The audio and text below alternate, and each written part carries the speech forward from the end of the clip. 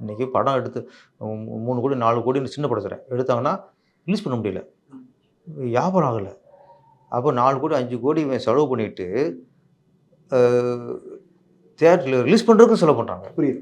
கியூப்புக்கு பணம் கட்டுறாங்க, தியேட்டருக்கு வாடகை கட்டுறாங்க, எதுவுமே வர மாட்டேங்குது. எப்படி ஏன் வரணும், ஏன் வர மாட்டேங்குன்னா மக்கள் வந்தால் தானே.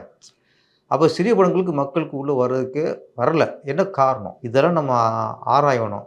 மக்கள் உள்ளே கொண்டு வரதுக்கு என்ன பண்ணணும், இது ஆராயும். அதுக்கான நேரம் தான் இது. சிறு படங்களுக்கு மக்களில் தியேட்டருக்குள்ளே கொண்டு வரதுக்கு என்ன பண்ணலாம், இதுதான் இன்றைக்கி எல்லாருமே சேர்ந்து பேச வேண்டிய ஒரு விஷயம். சினிமா மட்டும் இல்லை, இது அரசாங்கத்துக்கு கூடயும் சேர்ந்து பேச வேண்டிய விஷயம் இன்றைக்கி. ஏன்னா அவங்களுக்கும் சினிமா தியேட்டரு, சினிமா உலகங்கிறதும் அதுக்கும் அவங்க தானே முதல்வர், அவங்க தானே ஆளுங்கட்சி. கரெக்ட். அவங்க கூட சேர்ந்து பேச வேண்டிய சூழல். இந்த நேரத்தில் இந்த பெப்சி,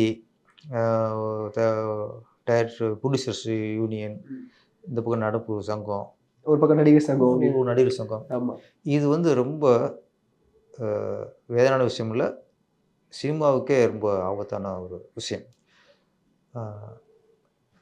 பெப்சி பெப்சி ஒரு கோரிக்கை வைக்குது, ப்ரொடியூசர் கவுன்சில் ஒரு கோரிக்கை வைக்குது. நாங்கள் நீண்ட காலமாக பேசி ஒரு தீர்வுக்கு வந்துட்டோம்.